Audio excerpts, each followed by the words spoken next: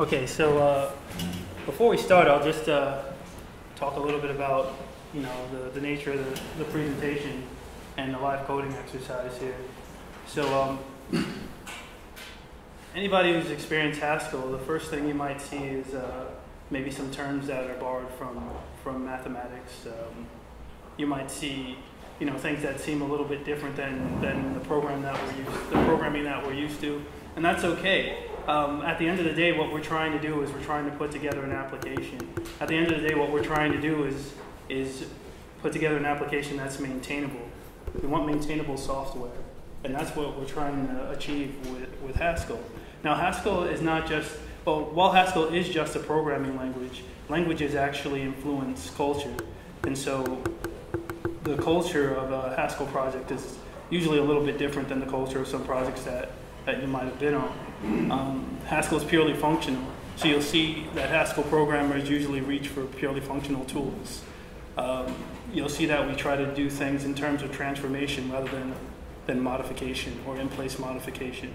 And these are the kind of things that I'm going to try to push home in this tiny presentation and during the live coding exercise. So if you want to follow along with the live coding exercise, you'll probably need your Haskell compiler fired up. You'll probably need a version of Cabal greater than 1.18, so you have sandboxes and some other features, and that's pretty much it. So how about we jump right into it? Is there a reason for those gloves that you need to be like really rough and tough? Yeah, I mean, I code so much. My hands are a little. All right. So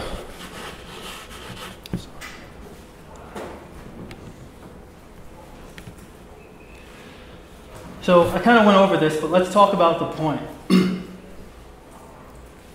This is in like this is at the beginning of the structure and interpretation of computer programs.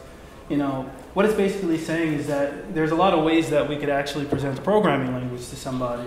There's ways that we can present programming to people. For instance, we could present clever algorithms to make programs run faster. We can explore the mathematical foundations of programming and what we can do to make programs theoretically correct. But what the authors chose to focus on is pretty much the techniques used to control intellectual complexity of large software systems. So we really want to focus and select tools and techniques that help us reduce the complexity of software, because software can get very complex, as we all know.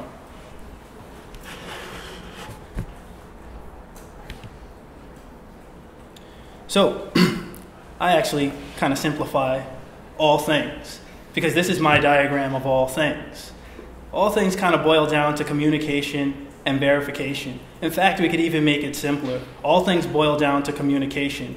I just kind of, annexed on verification, because when we communicate, we're doing a lot of verification. Basically, when I communicate to somebody, they kind of like go over in their mind of if what I said is actually kind of true or has any relevance to them, and then they choose to or choose not to communicate back. And that cycle goes on and on and on. And this is the kind of cycle that's the key to developing software. And this is the cycle that happens on pretty much every level of a product development. So this is kind of like fractal in nature. It actually, from the smallest element to the largest element, it's pretty much that concept pretty much remains intact. So that pretty much boils down to feedback. Communication is usually, that communication loop can be looked at as feedback. So this is a basic feedback loop. The classic feedback loop includes action, evidence, relevance, and consequence. That's pretty much the classical feedback loop, but that feedback loop really doesn't kind of embody what I'm trying to speak about here. So, when we say action, we mean someone's going to take action. When we say evidence, we usually mean that, you get some evidence as to whether your action actually affected the world. You see if that change in the world was relevant to you. You think about the consequences of that change, and you begin again. Now, there's something wrong with this feedback loop, and what's wrong with it is it starts with an action. We can really never start with an action. So I may come back to this, but this is sort of the wrong feedback loop. And many projects and many paradigms and languages take this sort of attitude. But that's kind of not the attitude we really want. We want a different type of attitude, and this is called the OODA loop. OODA loop by General John Boyd, United States military. So, our feedback loop, or the one that we're going to consider for this presentation, is the observe, orient, decide, and act feedback loop. So, given this new feedback loop of observe, orient, decide, and act feedback loop, how does this relate to the tools that we're looking for in programming? Well, we're looking for the tools and techniques that facilitate communication and thus increase the feedback needed to construct high-quality software rapidly. So we want tools that sort of embody that feedback loop. We want tools that give us the ability to observe what's going on. We always need to know what's going on. We need to orient ourselves based on what we observe to be going on. We need to decide what to do next, and we need to act on that.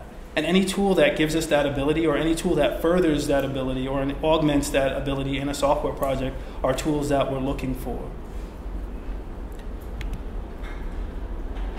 So the tool that I'm going to choose is Haskell. And that's the tool that we're going to be talking about today. Again, Haskell is a language. Haskell offers us that feedback loop that we want. And as a language, it dictates the culture. It pretty much dictates the culture of pretty much a software project.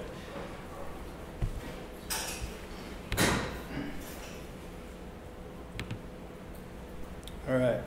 Does anybody recognize this circuit? What kind of circuit is this? Well, that's right. So it's an XOR and an AND. If you combine an XOR and an AND in this fashion, what you get is called a half adder. So a half adder can take 2 bits and it can add them together. Now, of course, if you have 2 bits and they're both 1, it's going to overflow, and that's where and so you get a carry out. So what we're going to do is that we're actually going to use Haskell to construct this circuit. Now, this should be a really easy exercise, and I'm hoping that everyone can follow without me introducing too much overhead. Now, I'll explain the things that I want to get out of this little exercise as I go along. So, let's see.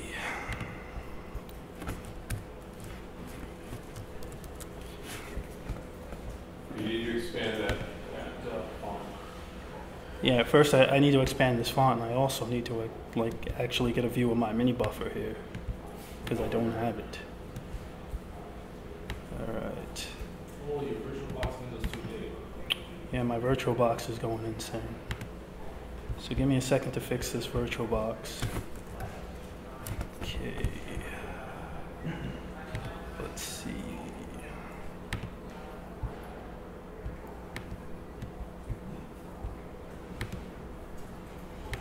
All right. I really don't know. How's that look? Is that the right resolution? Yeah, it looks about right. All right. So I've got this little project set up here, and I've got my main module. So this will give me the perfect opportunity to explain a little bit about Haskell. And Haskell... That font is illegible. Forgive me.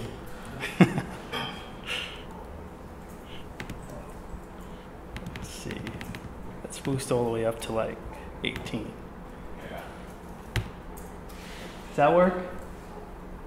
A little bigger? Works for me, but I'm Maybe 30. Yeah, I'll measure 36.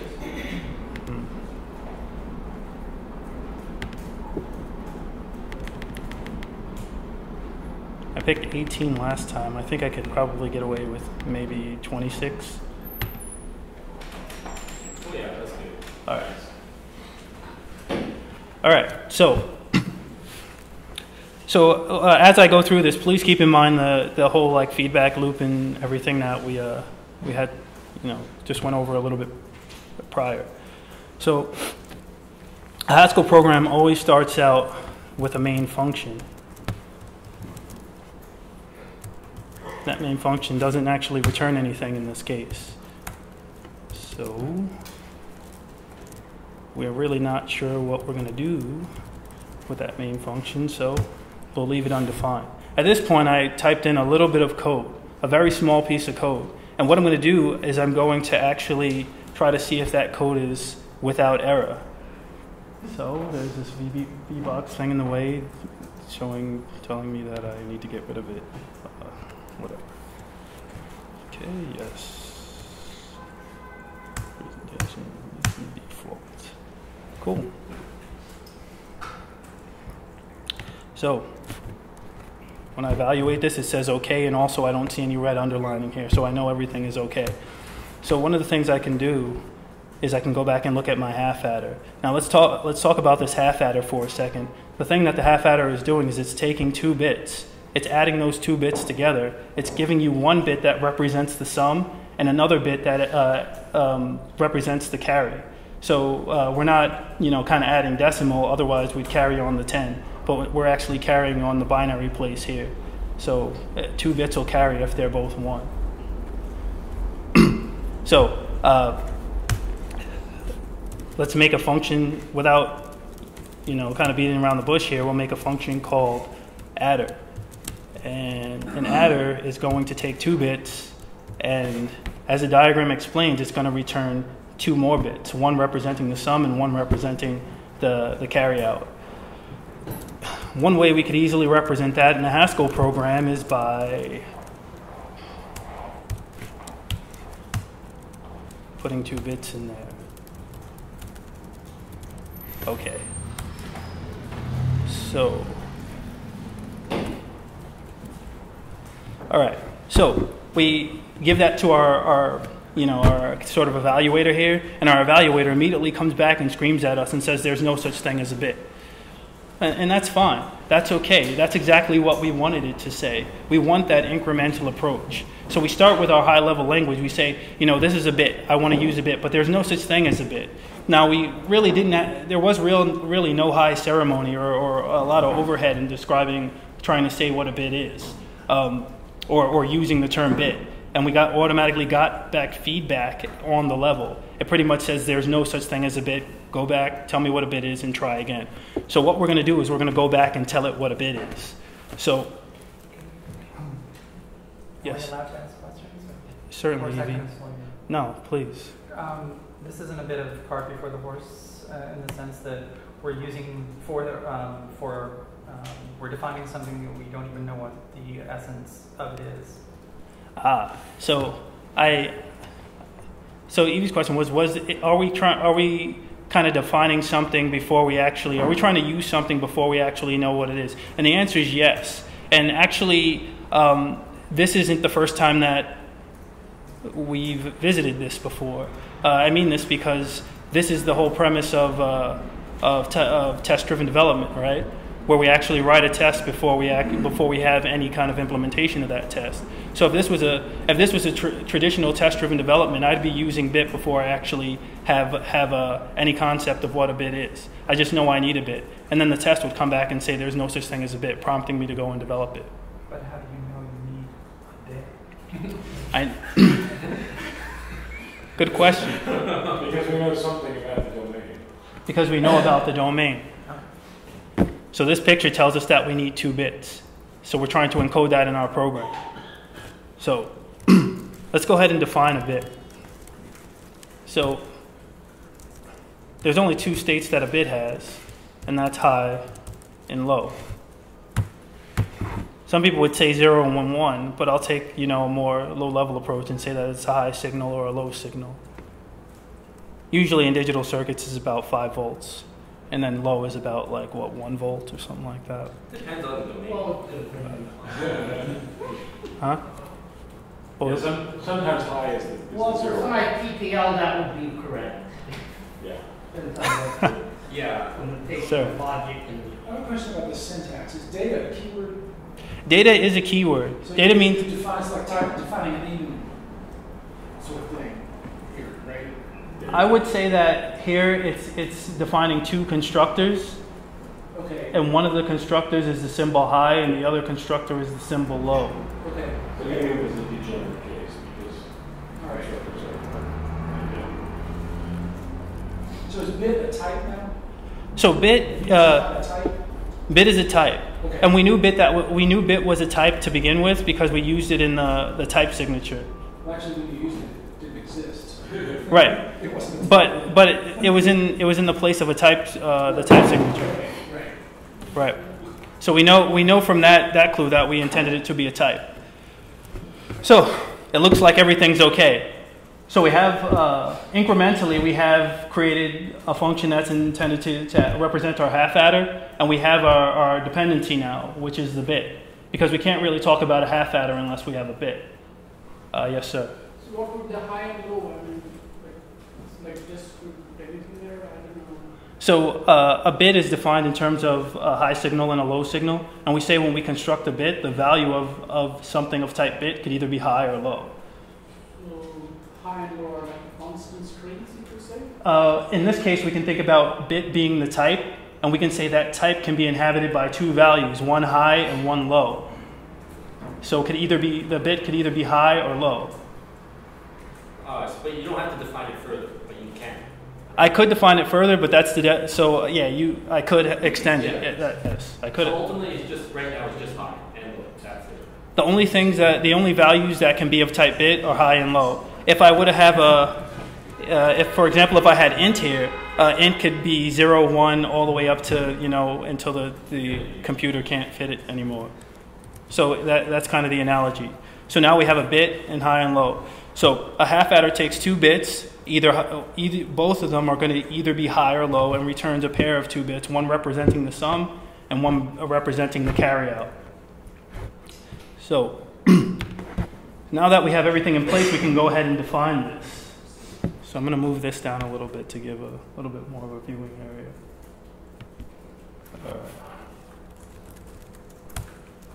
So I believe in descriptive naming. So I'm not just going to say, A and B like the picture. I'm going to descriptively call these input 1 and input 2.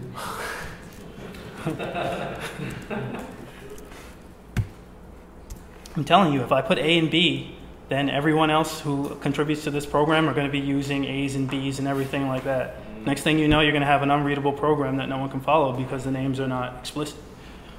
So Haskell programs seem to like that, as far as I can tell. They're big on the single letter identifier.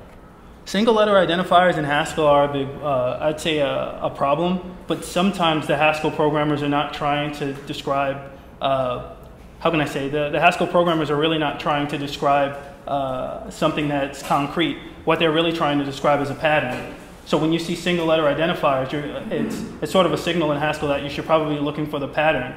And the pattern is clear if the identifiers are kind of tiny. And usually it's representing something abstract, so giving it a descriptive name is really not going to help very much. This is something that come up in other programming paradigms also. But my question is, within inside a function, would you say that you have to semantically name all of the units within the function, or do you think it's acceptable to default to your classic Haskell A's and B's, X's and XS's within a function? I don't mean externally, but certainly within a function. So I'll give an example. Let's say I'm trying to describe a list, for example. Now a list is actually an abstract concept. If I want to describe the head of a list, then I would call it X, which is a sort of a convention in Haskell. If I want to describe the tail of a list, I can call it X's, which is XS. Right? Now there's really no descriptive name I can give that because this function is an operator on lists. So all I can do is say, okay, I'll denote the head of the list by X. So a lot of times you'll see like really general patterns in Haskell on list, on things that are even more general than lists. And yes, they're going to have these really generic names because the concept is so generic that really you can only assign a symbol to some of the concepts. So it must be No. that general. That's right. However, when you're working in a high-level domain like this, I'm clearly talking about input 1 and input 2, and I want to name it according to that. And in fact, I want to name it in such a way that everyone who comes along and talks about it later will also say input 1 and input 2. And I try to do that. Now, as for the inside of a function, I would probably continue to name it just as descriptively. The reason why is because when someone reads this function, they're going to need it, and you'll be surprised how just abbreviating just a little bit can cause confusion. So one of the things that we want to do here, and I'm going to talk about later in the presentation, is a programming language, as in the structure and interpretation of computer programming thing. When you program, you're actually programming for two things. You're programming for another human, and you're programming for the machine. But really, you're programming for another human because the program is not just that static snapshot. It's the evolving project. And so really, a human is going to read it many, many times and write it only once, so you should optimize for reading. How can I say? Okay, so now we have input 1 and input 2. So what we're going to do with this input 2 is we're actually going to to describe the output. So the output is obviously a pair. So we build a pair much like we would think we would build a pair, and it says that the first input is actually the XOR of the second input, or is XORed with the second input. So what I'm going to do is I'm going to say input 1, and what I'm going to do is I'm going to XOR it with input 2. All right, and it says that the second one is the end of A and B. So I can say input 1, and I'll just give it a little bit of an AND here, and I'll say input 2. All right. So automatically we can see something's wrong because the compiler's kind of screaming at me here. And let's see what the information it gives me. It says there's no such thing as XOR, and that's wonderful because I haven't implemented it yet, but I know it should go there. So once I implement XOR, I expect that error to go away. So as you can see, the type system is providing a lot of benefits, a lot of the same benefits that test-driven development would offer us. Sir. What is the indication of an error? What do you see? Okay, so I actually cheated and did a mouse over, and I got it. However, what you can do is you could obviously just evaluate it, and it'll say not in scope XOR. Okay. And the fact that it's underlined, is that also? The fact that it's underlined is yelling at me, telling me something's wrong. That's how I knew to go ahead and mouse over it. That's Emacs is underlined for the compiler, right? That is the Emacs mode of that's the Haskell mode for Emacs, yes. So is Emacs connected to the Haskell compiler and displaying? In a sense, yeah. Okay. So I'm going to have to define XOR, okay, and I'm going to have to define it in terms of bits. So basically, XOR is simply takes a bit, 2 bits, and what it does is give back a third bit. So that's what XOR does. And what we can do with XOR is we can say that if XOR means that if they're both different, then it's high. Otherwise, it's not. So what I can say, I could do it strictly by pattern matching, or I can say, well, let's do it strictly by pattern matching so people can see. So if I get a high and a low, then we know that the output is going to be high, right? And if I get a low and a high, then we know that the output is also going to be high, because XOR is defined that if they're both different, then everything's good. However, if we get anything else, then we know the output is going to be low. And so it looks like the compiler likes our definition. So since the compiler likes our definition, we expect the error to change. Let's see what it actually said. Okay.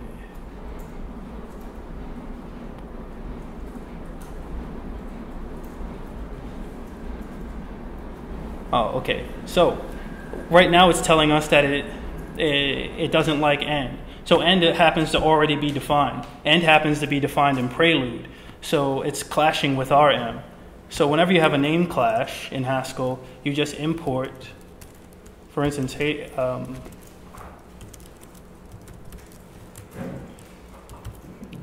I'm just going to go ahead and hide the definition that's clashing with our definition.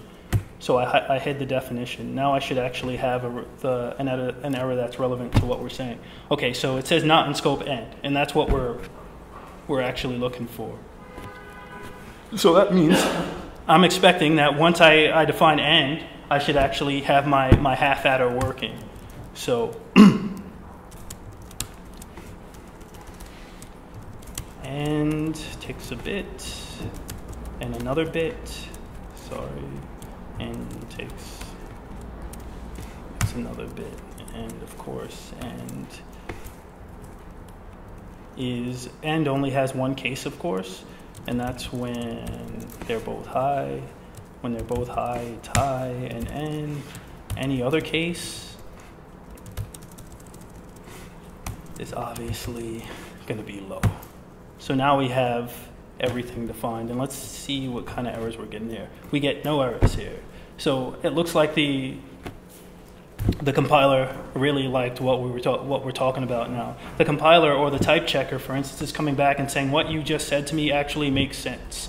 And since we're talking in our very high level language, like for instance, we don't see, I mean, it may not be fair because we're not doing any looping or any other kind of stuff like that, but we really don't have anything here other than some syntax for the compiler and pretty much our domain terms. So when we're talking about a half adder, we're talking about a half adder, we're talking about XOR, we're talking about AND, and we're talking about bits. And so as you can see, our program consists of mostly that and some added syntax to appease Haskell. And that's kind of what we want. So if you've ever heard of a concept called domain-driven design, you know that domain-driven design is very heavy on developing, like a domain language. Like for instance, if I say a half adder, that should be a domain term. Like if the electrical engineer comes up to me and says, make me a half adder and simulate a half adder. Well, what I should be talking about in my program is a half adder, so that when I talk to the electrical engineer, he knows what a half adder is. When another programmer comes onto the team, he knows what a half adder is. If I call it HA, he may not know that it's a half adder. Somewhere along the line, another concept is with the initials HA is going to come in, and there's going to be some ambiguity. So we could already see the value of explicitly writing things. We could already see the value of a domain language. We could already see the value of purity, because look how my program does not work with any side effects. But let's check the program and see if it actually works, because there might be an error in the program. There might be an error in the program because this is, I just kind of wrote this program right now. So if I take a half adder and I give it a 0 and a 1, for instance, if I give it a high and a low, then I expect the sum to be 1 and I expect there to be no carryout. So, the program does not work. And why? Because it has no way of knowing how to show a bit. So, let's see how we'll fix that.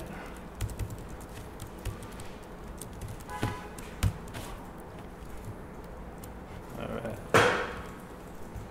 Okay, now we have a way of showing a bit. All right, so let's do a half adder, and let's give it a high and a low.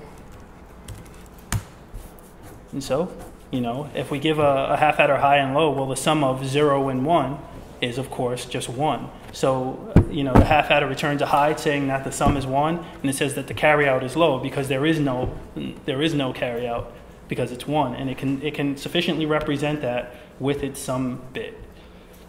If, of course, we tried again and gave it a low and a high, it'll give us the same thing. If we tried it again and gave it 2 highs, we expect the sum to be low and we expect the carryout to be high, because we just carried over to the additional bit, which gives us obviously 2, because 1 and 1 is 2, so that ends up carrying over to the next place. So as you can see, that's our half adder.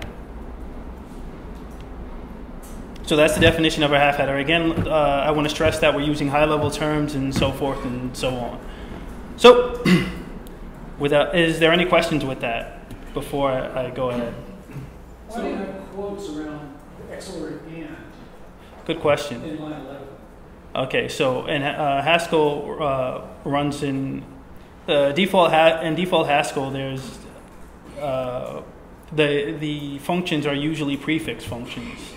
They're not infix. So if I want to make a function and turn it into sort of like an infix operator, I can use these quotes. You do that with any function. And I can do that with any function. Any function with 2 variables. If it has more than 2 variables, then it's just going to go after the second variable. So that's how you would actually use it. Is that right, Evie? Is it? Test it in the REPL. What has 3? What has 3? Sounds like you're not getting freebies with Evie here. Yeah, Evie's putting me through. She's like, She's gonna make me work for it. all right, whatever. I'll find that out later. That eludes me. I mean, So, do you have a preference for infix as opposed to prefix? well, I mean, I certainly do like infix operators when there's only 2, but when there's thank you, Evie. You've answered your own question. Again, without mentioning the domain, I mean, we're used to thinking of XOR and as infix operators. Well, they could be 3-volume and 4-volume and I don't know if the will take Oh, yeah, fancy chips. Yeah, Haskell doesn't like it doesn't like functions without framework as well. That's cool. I mean, if we have like for instance, if we have like multi-valued ends, we could like Prelude, it has the end defined on bools, and if we just look at some information for that, we can see that what it does is it takes a list of booleans. So therefore, like when we have multi-valued ends, we just kind of give it a list of ends. And then unpack them later. That's right. So end actually happens to be multi-valued end actually ends up being a unary like function. So let's move on because there's the next portion actually drives home another point. Now, does anybody recognize this circuit? next stage. This circuit is a full adder. Now, if we look at a full adder, we actually have I could recognize 2 half adders in there. So I can see 1 half adder here, like it's taking A's and B's, and then there's another half adder. And the third thing is it's combining the carryout using an OR. And we can see that the sum is actually, we can see that the only thing it really needs is an additional in, which is the carry in. And we also see that it combines the carries with this OR operator. Now the reason why I had a half adder and now I'm showing a full adder is because I want to show how one might analyze this very simple elementary circuit. So if I took a box and I just drew a boundary around the original half adder, I can analyze that and I can say, hey, this half adder works this way. If I take away that boundary, I can say, hey, this half adder works this way. There's just because of the context that the half adder is in doesn't change the meaning of what it is to be a half adder. And I can tell you that not all programming languages work that way. And I can tell you the majority of them don't. Sometimes I can to keep with the analogy, I'll stick a half adder in a new context like a full adder, and it would change the definition of a half adder. Now when that happens, it does not have a property, and we call that property referential transparency. And it's very, very important. Why is it important? Because if I test a half adder and I put 2 half adders together, I can almost guarantee you that they'll work in a certain way. So basically my testing burden actually goes way, way down because I have guarantees that are not available to me in other programming languages. So when you use a purely functional approach, you get certain guarantees that speed development. And so while it may take a little bit extra time to actually get comfortable with these principles, it actually saves you a lot of time because you don't have to. You'll find yourself not testing as much, not because you don't have to. It's just that there's less to test. one test is like 3 tests. You know, the power of one test in a Haskell program or a functional program is equivalent to about 4 or 5 in another program, which means that you have to maintain less, which means that, you know, your benefit of speed is actually, you know, quadrupling and multiplying, you know, scaling exponentially. So let's go ahead and see if, you know, the properties of this circuit actually map to you know, our actual program here. So what I want to do is I actually want to make a full adder. Now a full adder actually takes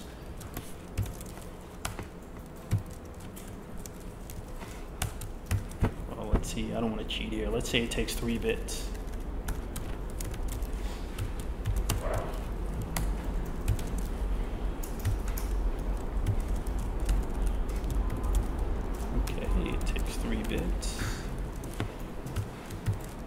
And it returns, just like the other one, a pair of bits.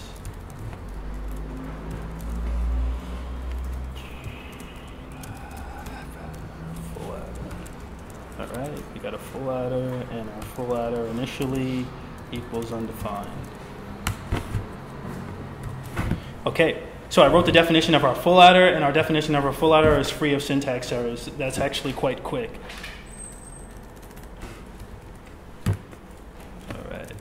So what I need for my 3 inputs is going to be, you know, the input 1, input 2, and the carry-in bit. So I'm going to say input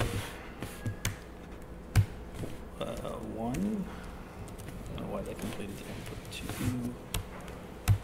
input 2, and I'm going to call this one carry in with no capital.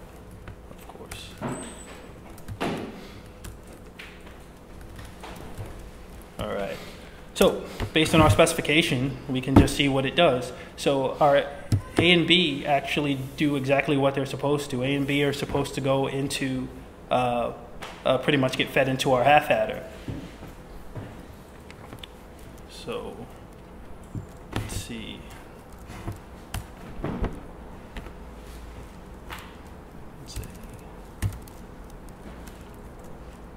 Let's look at this from a higher level, actually.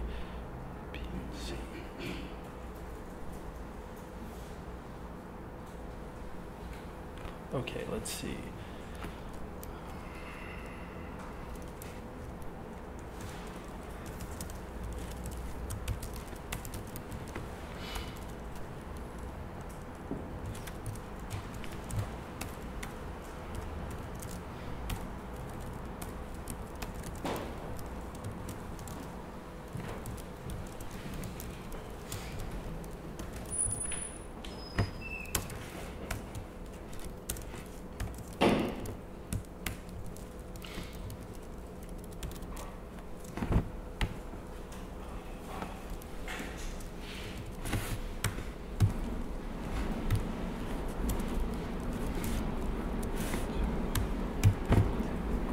So what I just said is that, okay, we're going to need the input from one half adder. We're going to say half adder, we're going to say that the half adder, the output of the first half adder is pretty much represented by this thing. Okay. And the input of the second half adder is the output of the first half adder in the carry-in. So, oops, forgive me. I kind of screwed that up. All right, so.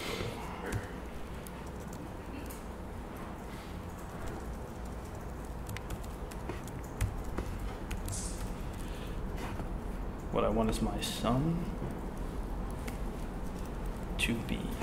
So right now I could actually calculate my sum because my sum is the output of the second half adder and carry in. So basically what I can do is I can say my sum is simply, or I can just say x.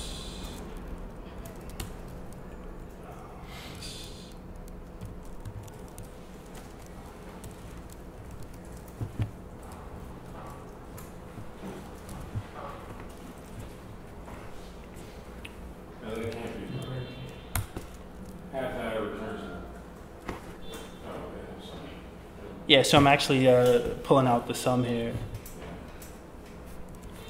And that's going to be like our sum or our pair. I can't like, let's see if I can shrink this down a little bit. All right, so our sum is going to be the output of the first half adder with our, the sum of the first half adder with our carry in. So, and that's going to be XORed.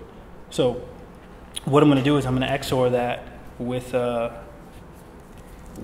our carry in. And I'm going to say that our carry in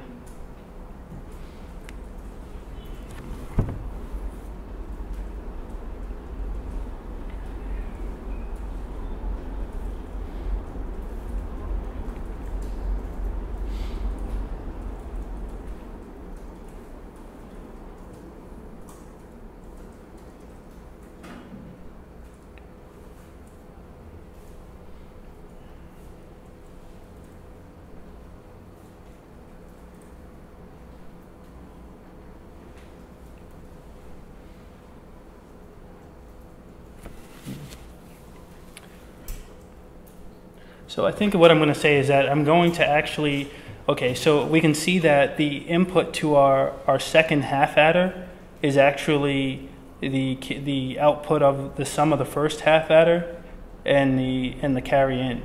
So that's going to be the input to our second half adder. And I think I can take the two carry outs of the half adders and just OR them together, and that would be my result. So what I can do is get the sum. I could just put another, let me see, sum output prime, and I can say carry output prime, and I can say that this equals a half adder. Excuse me. This equals the half adder of the sum output, the original sum output, and my carry in.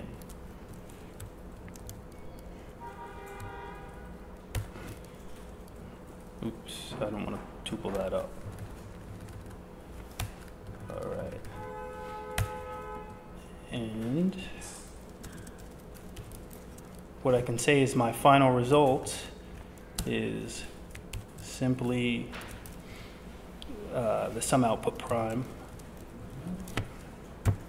And I can say that the carry out for my final result is going to be the OR of my two carry outputs, carry output and carry output prime.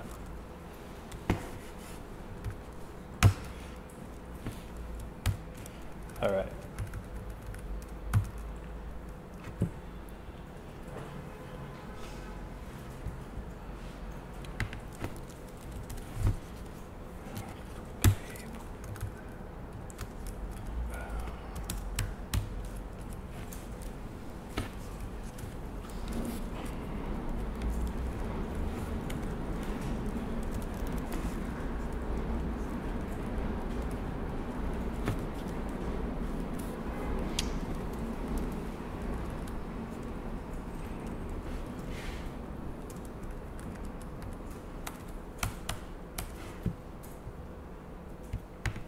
All right, let's see what we got here. Compilation failed. Why? That's the core. Okay, so there's no such thing as a.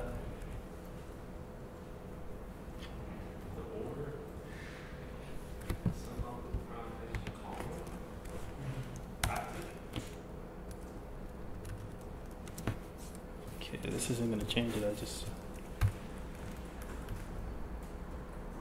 Okay, so it can't match the 2 bits with the expected type bool. I was actually a little confused because I didn't see it pop up in red. Now that's the problem is that we're getting the wrong error for the same reason as we did before. So or is actually defined in Prelude, and we want to take that away. So we hid that from being exploited by Prelude. Now it's telling us. My question at this point would be then, why are you not using preludes or? Because in a sense, you want to fundamentally redefine a library function. Okay, so preludes or works on Booleans, and our domain is bits and high and low. I see. So we can't reuse that because if we reused it, we'd have to do some translation, and we'd probably end up getting the same thing. That's why I'm getting an error when I'm trying to compile. All right, so. I have a question too. So what about the readability of the prime suffix? The sum of the prime column. Annie, that's a very good. Slow. You know, like when I don't really like that. I'd rather have like a 2 or something. That's a very good question. So I actually kind of wrestle with that myself. I understand that prime is kind of well known as, like, you know, I'm the same thing but I'm different. And math. Yes, in math. So. Yeah. Maybe 2 of them. These 2. But then it's like the river. That's right. So one of the things, I mean, the reason why I think that's a good question is because one of the reasons, one of the things that I do in addition to programming in an attempt to write better programs and more readable programs is I try to find out what the definition of readability is for spoken languages. And one of the requirements for readability is what the person actually brings to the table when they start reading a text. So if a mathematician sits down, he may find a mathematical text very readable because he's used to all those terms and everything. But if another person sits down, they're not really going to be used to all of that stuff. So the text may be simple in all other cases except for what they bring to the table. And that's a form of redundancy. The redundancy is that what the paper is presenting you already know. So that's the redundant information in the literature.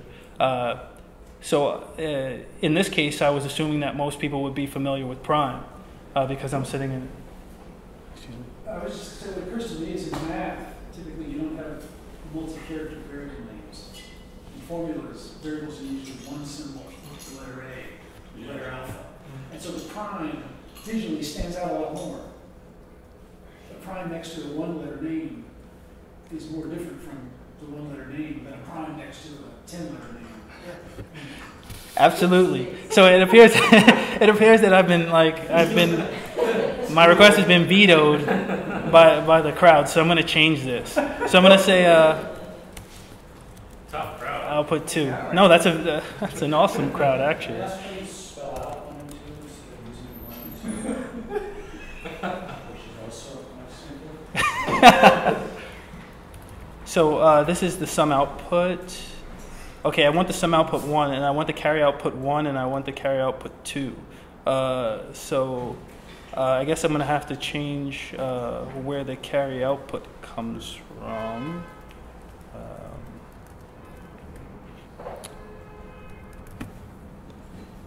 And actually, I think there might be a. No, that's okay.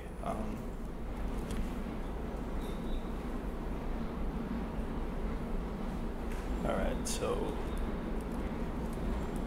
sum output, let's see, sum output 2 and the carry output 2, and I took the carry output and I ordered with the carry output 2, and I said that's what I want to sum output 2, right? I want the sum output 2. Does that actually, let's make our OR, let's get back on track and make our OR.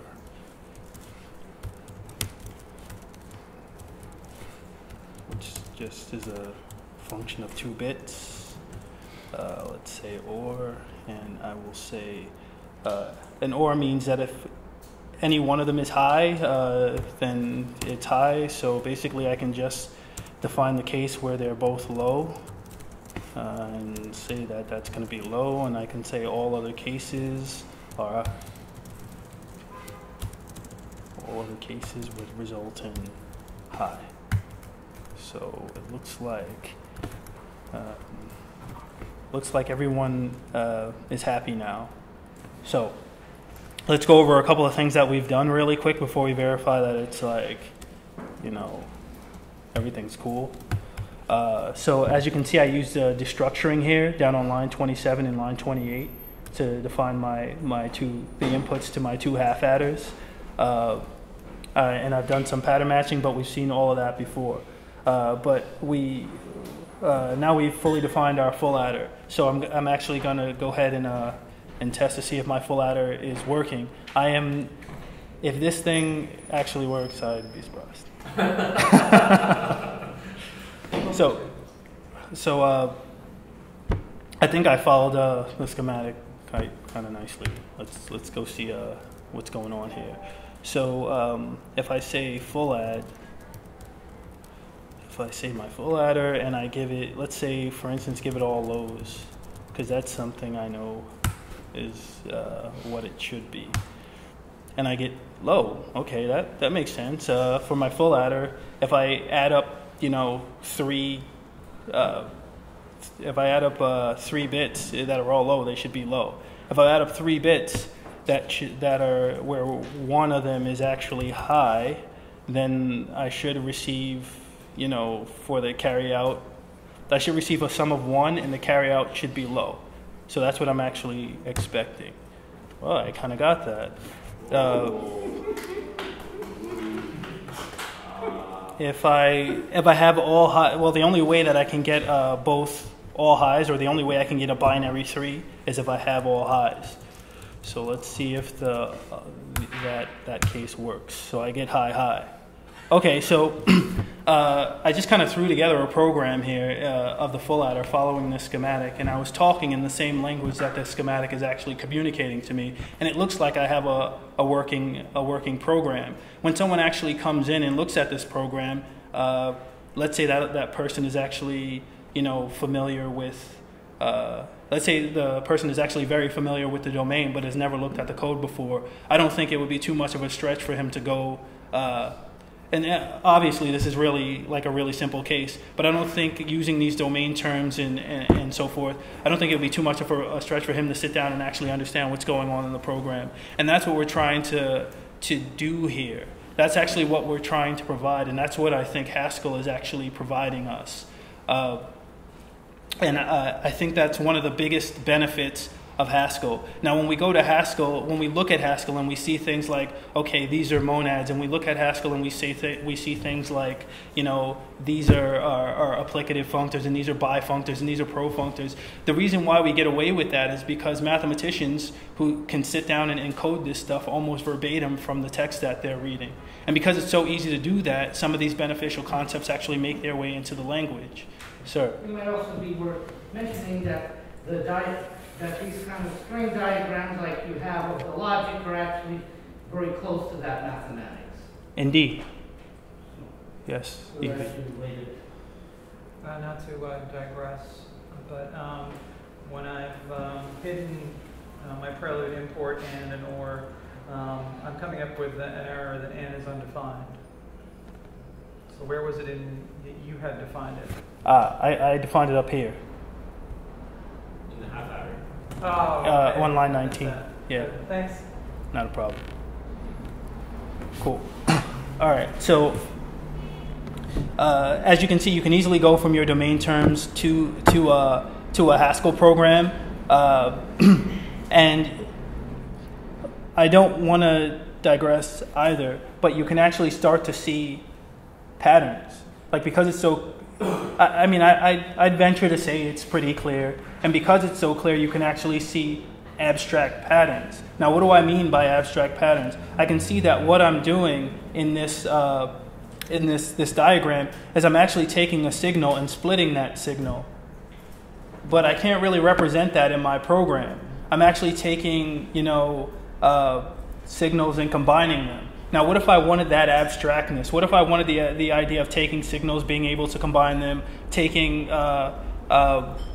signals and being able to split them, and doing like stuff like that? That in itself is an abstract concept, and it's one thing in Haskell that some people have trouble conquering at first. But that abstract model of computation is known as arrows. The idea to like manipulate things in that sort of fashion. So if you ever run across arrows, that is taking what we just did and abstracting it down a little bit so that, and giving us like a mechanism to rebuild this. So I can take this whole program and re-implement it in terms of arrows, because that's an abstraction that we can use to model signals and splitting them and so forth. So as you can see, some of these things, like if I come across arrows, I might say, you know, what am I going to do with this? This is an abstraction that was pulled out of a pattern that is much like what we're doing here. So, Question.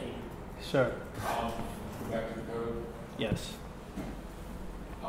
Scroll down to the full added definition. Yes, sir. Now, if you reverse those 2 lines under query, would it still work? Right here? Yeah. Yeah. Okay, So basically, the order of the definitions doesn't actually matter because this is a pure function. Now, if I was inside a monad where the order of the definitions actually do matter, and a lot of times one of the reasons why you will be in a monad is because the order of the definitions do matter. But just like in mathematics, the order of things don't actually, the order that things take are kind of presented in don't really make much of a difference. Of course, order of operations means a lot of things, but the order in which things appear don't actually make much of a difference. Yes, sir. So are these definitions in the where clause lazily evaluated so that if you declare something that you're not actually using, it doesn't actually occur in the computation time, or is lazy evaluation only occurring in other contexts? So most things in Haskell are lazily evaluated. Values aren't actually evaluated until they're needed, and I guess I guess a good exercise. How much time do I have? Till 8:30. All right, so I could actually show this and give you a good way to find out whether something's lazily evaluated or not, and it's really not that hard. One thing that you probably want to do is you let me see. Let's expand this for a second, and let's put in a question mark. And if you look what Haskell gives you, it gives you the ability to set a breakpoint. So you can set a breakpoint in there. Some people think that Haskell doesn't have a debugger, and I think that Haskell doesn't actually have a debugger, but it has something like a debugger that can be used as a debugger. So we're going to actually set a breakpoint, and I'm going to set that breakpoint on let's see, somewhere we can get some kind of information. So I'm going to set that breakpoint on line 20. Yeah, let's just set it on line 25.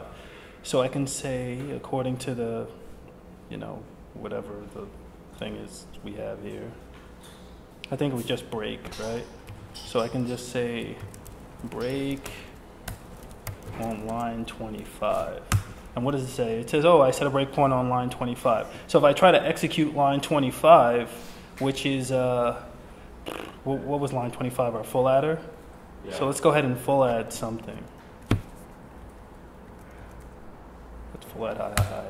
So I actually broke on line 25. I actually broke on line 25 4 to 51. So as you can see, I have all these variables. I have the carry out, I have the carry output 2, and I have the sum output. But what is the value of these things? The value of them is unknown because we haven't used them yet, and so they're unevaluated, which is the definition of laziness, right? So how do I actually look at this stuff? I could actually force, sum output 2. So I'm going to force it. I'm going to say, I'm going to evaluate you because I really want to know what you are. Well, now we know it's high because I forced it. Otherwise, it's unevaluated. So there's like the evidence that we're actually kind of lazy. And that's the evidence that you use. That's the way you use to show other people evidence. All right, so let's carry on with the It's only when you discriminate cases fundamentally that things actually happen. That's right. When you need to decide what and A, B means, what its value is what you need, that can't be done lazily. Because you've got to actually expect And if you're in the mood to make things strict, you can use bang patterns, right? So I can just like put these bangs in here, and it tells Haskell evaluate it immediately. And this way, when I run my little debugger, you can see that they would all have their values immediately. So I guess let's try to like drive to the end of this presentation here. I forgot where it actually is. Oh, it's like over here somewhere. Okay, so what advantages have we seen? Because we went through this whole exercise. Let's talk about the advantages. So we have the imperative things like Ruby, C++, VB, Python, and Java. Not that there's anything wrong with these languages, but if you're going to actually present a new paradigm that people have to learn, there better be some advantages. You know? So I thought that was actually kind of easy. You know, it's pure, simple, and fun. That's one advantage. I actually thought that the guarantees of purity actually helped me. Like I actually just typed in this program straight off head.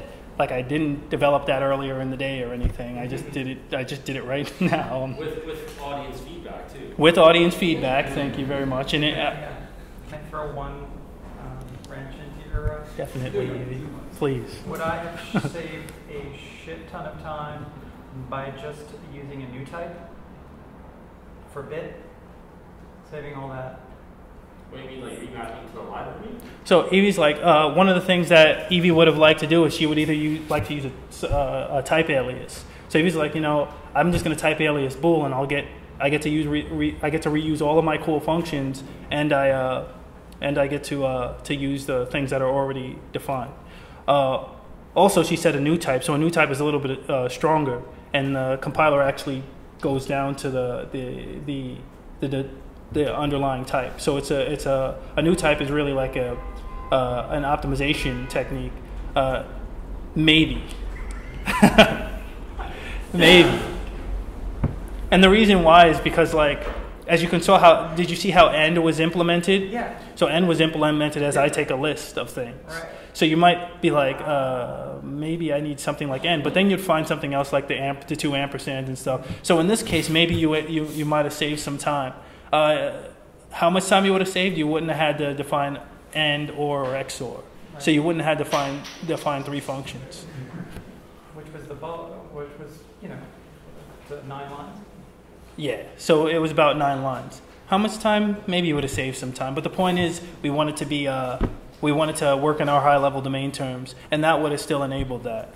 But you're also here able to show us a DSL in action. Absolutely. Thank you. Okay, so the manipulation of high-level terms with low ceremony and feedback on the level. So what I mean by feedback on the level is when the compiler came back or the type checker came back and told me there was something wrong, it was telling me that there was something wrong in the language I was talking about. It was like, hey, there's no such thing as an XOR. It wasn't like kind of saying, you know, this object was supposed to not be null and now it's null. It's actually telling us, like, you know, XOR. So that all goes back to our communication and verification. We're communicating, you know, in the past we would just compile, we would write program, compile, the program would actually come back and say, hey, nothing's working, please fix. Now we actually have this little intermediate program that's checking things and giving us back information very, very quickly. Now that's a rapid feedback loop. That's what we wanted. That's what our OODA loop is all about. And so because we can do all that, we want to say things like, we want to ask this question. We want to ask the questions, do the languages we speak shape the way we think? Do they merely express thought, or do the structures in the language, with or without our knowledge, shape the thoughts that we wish to express? Now, is that true? Now, I say that is true. And the reason why I say that is true is because, well, I only speak one spoken language. I mean, how many people here speak multiple languages? So is that like actually a true thing, or do you actually? Totally. Like when I'm in German, it's so different. German is such a logical and methodical language, and you basically, when I was learning German, I was in class with like these 18-year-old Korean girls because they were learning music, and they just knew math very well. They outspeak me in German because of just the math. They just know all the grammatical rules and mapped it to math. Oh, wow. And they were able to do that very fast.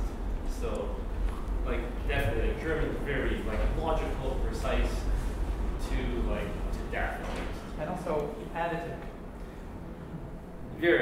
you want to add new words, there's actually words, real words in German, which are longer than 26 letters. Well, they have a habit of smooshing words together. Yeah, it's just because they don't like spaces.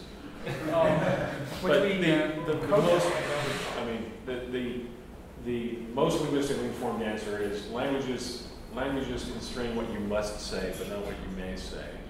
Anything expressible in one language is expressible in another if it has the right vocabulary. But it's certain. I mean, if you're talking English, it's impossible not to be deciding all the time. Am I singular? Am I talking about one thing or many things? Is it singular or plural? English forces you into that. Chinese doesn't. Just as a simple example. So in general, it's about how does the language compel you to express certain things rather than does it prevent you from expressing things. Well, and also that I would also say the complexity of what you express of what might be a two-word sentence in one thing could be an 8-word one in another language. Yeah. When it comes back to the concept, to a conservation of energy, what is easy to express will be expressed more so than what is difficult to express. Yeah. Cool. All right. There's a trade-off because there are both listeners and speakers. Speakers would do best if everything was implicit, but listeners don't do too well when everything is implicit. All right. So let me see. Let me drive. This is WJS you're quoting here. Wall Street Journal. Yeah, I would like to know that too. So this comes from a blog post that was not a blog post, but an article from the Wall Street Journal. I just mixed up the J and the L.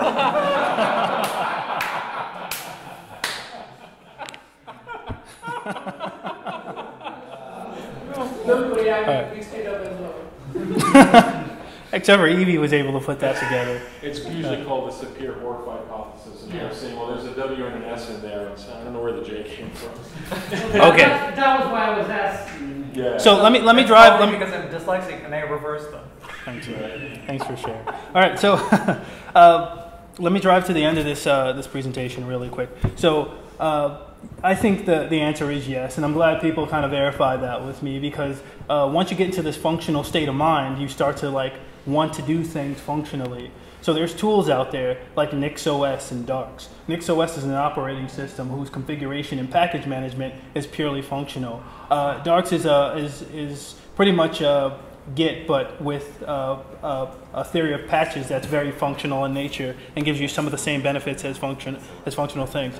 However, sometimes we have to compromise because NixOS, while it has this great package manager, it's not really the greatest, Linux distribution on earth. And Darks, while it has this very nice, theory of patches and lets you do all these wonderful things, it's really, cannot compete with some tools like, Docker and Git. Sometimes pragmatics actually beats out theory a great deal. I would just like to say that I think NixOS can beat out Docker. Okay. And Skidby just finished moving all this production infrastructure with NixOS. Okay.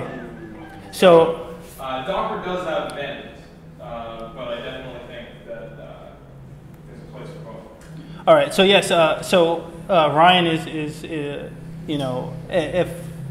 if no one knows Ryan is the CTO of a company called Sketchme, and he's been doing Haskell development for quite some time. And yeah, I'm aware that I'm aware that he uses NixOS. I just wasn't aware that he was standing here. He walked in during the technical program. So, right. So again, we're back with language, and I say one of the things that Haskell does well is DSLs. Haskell also, as you saw in our mini programming exercise, that we were able to express and build our language incrementally. So with concepts of domain-driven design and the ubiquitous language and stuff, Haskell really applies itself in that domain. So I guess when we go back to the point, what we're looking for is techniques to control the intellectual complexity of large software systems, and I really do believe that Haskell gives us that. And again, it's just communication and verification. So I was going to move into another exercise, but I think that we're out of time, so I'm just going to leave that one alone. I was going to move into like how you, how to make a Haskell, make a quick like skeleton Haskell app from continuous integration all the way down, like in a very like systematic approach. Because there's people out there who don't think that Haskell has the support for these tools that they might get in other languages, but after writing like some production Haskell apps and we needed these things, I reached for them and they were there. And if they weren't there, we were able to get it to work.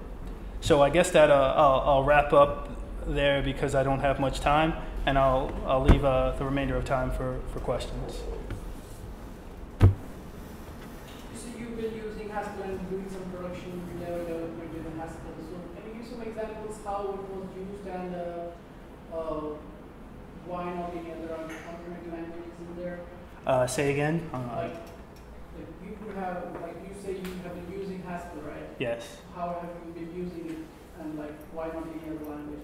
Okay, so Haskell offers if you program Haskell in a certain way, because you can clearly program Haskell in a very untype safe way. You can do things that the language doesn't really encourage and the community doesn't encourage. But if you program Haskell in a certain way, you'll get certain guarantees, and those guarantees really pay off. One of the Haskell applications that we're working on right now is a oil field monitoring system. So that's like, you don't want things to explode, or you don't want gauges to give wrong readings, and you don't want these things to take place. And that whole application is in Haskell. Like it's just 100% Haskell.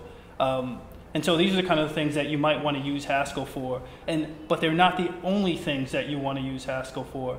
If you want to move quickly, if you just want to move quickly in general while building an application, it's a good idea to use Haskell. And the reason why I say that it's a good idea to use Haskell or something like it is for a lot of the reasons I was pointing out. Like, for instance, good programming practice dictates that you might have a ubiquitous language. It is very easy to encode that ubiquitous language in Haskell for the same reasons that people make DSLs in Haskell. So these are some of the reasons why I choose Haskell over some languages. There are other languages out there that have a lot of the same benefits as Haskell, and you're free to use those, but my choice is Haskell. So is it true that Haskell programmers get paid less than Java programmers for comparable work because you have to bribe the Java programmers into doing it? Yes. But for how long? So there are tools like QuickCheck, for example, that can help you check the correctness of your program through generative testing. How applicable are tools like QuickCheck to such a large application like this oil field management system that you're working on? Oh, I mean, QuickCheck just works. It's awesome. Let me see. A lot of the examples that I've seen with QuickCheck have been mathematical, I guess, and so what you're describing doesn't really fit. So I'm sure that QuickCheck can do other things as well. I've never seen examples of it where it's been used on a large scale with something like that. So QuickCheck is actually two things, and I think that the second thing it is doesn't get enough attention. So QuickCheck is property-based testing, but if you're testing on concrete values, then how could you test the properties? So QuickCheck actually has to have a data generator, generation language. Now there are other data generation languages, I wouldn't say languages, but kind of tools, and one of those tools is famous from the Ruby community. It's called Factory Girl. Now QuickCheck is like super Factory Girl. QuickCheck, you have so much control over the random data that you're generating. Sometimes I wish I can just like send emails to the maintainers of large packages and say, hey, would it be too much to ask if you just provide QuickCheck instances for all your data, because I'm going to use them. So one thing I can do with QuickCheck is I can, randomly generate data. Now, I'll tell you one place where I actually use that. When you, in one of the projects, of course, is the oil field thing. And one of the things you can do is take all your readings, like from your, your tank gauge reading and your angular gauge reading and all of that, and you can export Excel spreadsheets. You can export Excel versions of that spreadsheet. When I was testing that, because I did want to test that because it was doing some complex transformations on data, I was actually able to just use QuickCheck to generate a lot of that data. Now, I wasn't even using the properties side. I wasn't even verifying properties. I was just generating that data so that I can populate a Selenium test. So QuickCheck actually does come with a QuickCheck is useful outside of just running properties. However, your question was really like, when do I get to use these properties, or when should I use these properties? If you can come up with a property for one of your functions, then you can use QuickCheck. For instance, if I'm writing something simple like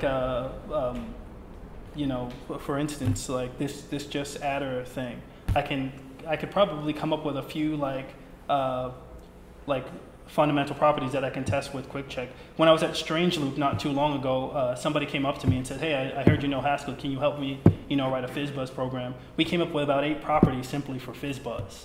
We were like, okay, FizzBuzz should do this, and if FizzBuzz does not have this property, then it doesn't work. So you can pretty much come up with these arbitrary properties that seem to really like make sense. You can say that if my system or my function does, if I give my function like anything above 12, and I give my function anything below 12, then it should have this behavior. So you'll make up 2 random generators, one that generates everything above 12 and one that generates things below 12, and you just run QuickCheck over it, and it gives you that's a legitimate property, and if it gives you the right output for 100 test cases, then you're like, okay, I have some kind of assurance that this is working. It does work better when you actually have concrete properties that were proven somewhere and so forth and so on. But I find QuickCheck a very valuable tool. Using QuickCheck over properties is great. If you think about what you're doing when you run an assertion and you take one value, you're taking one point in space of usually an infinite domain, and you're kind of like saying, because this one point works, then everything works. If you think about it that way, it seems actually kind of absurd, really. Like if I say 1 plus 1, my plus function 1 plus 1 gives me back 2, so therefore I'm going to assume that my addition function is actually well, you're also using the fact of a random sample. Yeah, but it's not very random. Right. So I mean that's just my take on it. That's what I got. I see there's a question back here. Unless anyone else wants to stay on this topic, I was curious about the line you added in order to print the values of the bit deriving the show. One thing I'm curious about with Haskell and like lists, for instance, is the separation of data and logic, and how in practice you use that to actually add new functionality to existing types, things like that, in a way where you don't have to have like secret knowledge that, if you need to and some bits, you have to go to this particular module. All right, so I think what you're touching on is called the expression problem. Yes. And the expression problem is sort of like this. Okay, so you're either going to have the ability to extend your types without changing having to make a change to existing code, or you're going to have to you can extend your functionality without having to make a change to an existing code. Ryan or Evie, if you know this better than I do, can you please help? Yeah, I actually had a slide on this at CUFP years ago. I would say that the first thing when dealing with these expression problems is to realize that it's not going to be tractable. There's not going to be a silver bullet. Sometimes you actually have to write n-squared code. And once you realize that, then the question becomes, or let me say big O n-squared code. Not necessarily, every single thing, but so at SCHED, for example, we have security policies. Now, we've sort of boiled that down to a very small version of what it is. We don't have permission systems, we don't have anything like that. What we have is a notion of roles and a notion of actions. And fundamentally what a security system does is looks at someone's role and determines whether they can perform a given action. And I think there's an inherent n-squared nature to that. At the end of the day, you could have some manager come in from your client and just fill in arbitrary dots on that matrix and just say, this guy can do this, and this guy can do this, and whatever. So you can't really get away from the fact that it's n squared. But what you can do is you can take this grid and you can be very disciplined about filling it in. And that's what Haskell helps with. So when you have case statements, you can have functions that take, they delegate from one side of the grid to the other. You can sort of take this grid and carve a column out and say, well, admins can always do everything. Okay, that's super user is super user done. Then once you carve off that column, well, you still have this whole other grid, but that column is good. And so at scheduling, we use type classes for this particular situation. That lets us have a sort of open system for filling in this grid, but it's still checked by the compiler. So if we miss something, everything will be syntactically valid, but it'll fail compilation because it won't be able to look up the right type class instance. But we've had a lot of success with first embracing the fact that sometimes you actually have a lot of code you got to write, and then using the tools available to make sure you don't miss things. And sometimes it means to have a sublanguage for this. My employer, for example, uses Prolog for this purpose because it's perfect. Yeah. You write down some Prolog rules and the right thing happens. Exactly. And Prolog does a lot of stuff. In fact, instance resolution and the way that Prolog does its search algorithms have a lot of stuff in common. Exactly. And so, at the end of the day, you want to make sure that you cover each square exactly once. And that's the important part. Prolog helps you do that. Instance resolution helps you do that. Just being disciplined about your case statements, your case expressions in Haskell, that can also do it. But the important thing is to know at compile time that you're done writing your code. Absolutely. Thank you, Ryan. So I guess we're a little bit over time, so I guess I'll just wrap it up here. And if you have any additional questions, I'll try to answer them afterward. Thank you.